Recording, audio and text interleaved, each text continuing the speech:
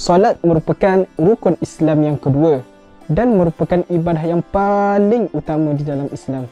Waktu solat bergantung sepenuhnya kepada pergerakan matahari.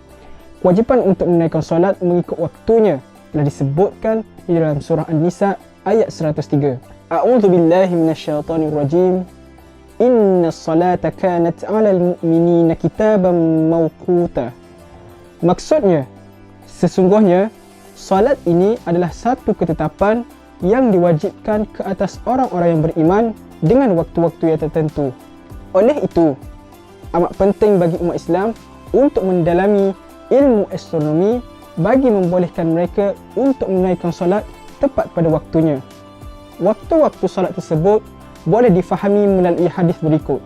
An Abdullah bin Amr anna Rasulullah sallallahu alaihi wasallam qala waqtu az-zuhri idza zalat asy-syams wa kana zillu ar-rajuli ka tulihi ma lam yahdur al-'asr wa waqtu al-'asri ma lam tasfarra asy-syams wa waqtu salati al-maghrib ma lam yaghib ash-shafaq wa waqtu salati al-'isha'i ila nisfi al-layl al-awsat wa waqtu salati as-subhi min tulu'i al-fajr ma lam tatlu' ash-syams fa idza tala'at ash-syams fa amsik 'ani as-salah fa innaha tatlu' baina qarna syaitan.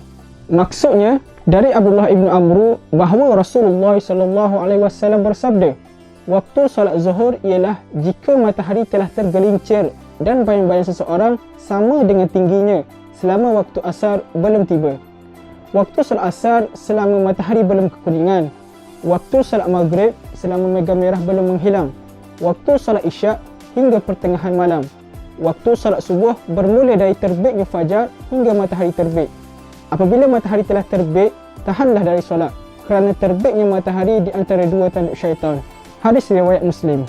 Daripada hadis tersebut, saya akan menjelaskan waktu-waktu solat yang telah disebutkan dan akan menerangkannya dari tafsiran fiqh dan astronomi. Yang pertama, waktu solat zuhur. Menurut tafsiran fiqh, ianya bermula ketika gelincir matahari. Menurut tafsiran astronomi pula, waktu solat zuhur bermula apabila keseluruhan cakram matahari melepasi meridian samawi tempatan. Waktu solat zuhur berakhir apabila bermulanya waktu solat asar. Yang kedua, waktu solat asar. Menurut tafsiran fiqh, ianya bermula apabila panjang bayang-bayang adalah sama dengan panjang sesuatu objek. Menurut tafsiran astronomi pula, ianya sama seperti fiqh dengan mengambil kira bayang-bayang sesuatu objek. Waktu solat asar berakhir apabila bermulanya waktu solat maghrib. Yang ketiga, waktu solat maghrib. Menurut tafsiran fiqh, ianya bermula apabila matahari kekuningan. Menurut tafsiran astronomi pula, waktu solat maghrib bermula apabila keseluruhan cakram matahari telah terbenam melepasi ufuk barat. Waktu solat maghrib berakhir apabila bermulanya waktu solat isyak. Yang keempat, waktu solat isyak. Menurut tafsiran fiqh, ianya bermula setelah hilangnya syafaq ahmar ataupun mega merah di langit. Menurut tafsiran astronomi pula, waktu solat isyak bermula apabila matahari berada 18 darjah di bawah ufuk barat bagi keseluruhan Malaysia kecuali negeri Kelantan yang menggunakan 17 darjah. Waktu berakhirnya solat isyak mempunyai perbezaan pendapat dalam kalangan ulama. Yang pertama, ada yang mengatakan waktu solat isyak tamat pada hujung 1/3 pertama malam. Yang kedua, pada separuh malam. Yang ketiga, sehingga terbit fajar sadiq.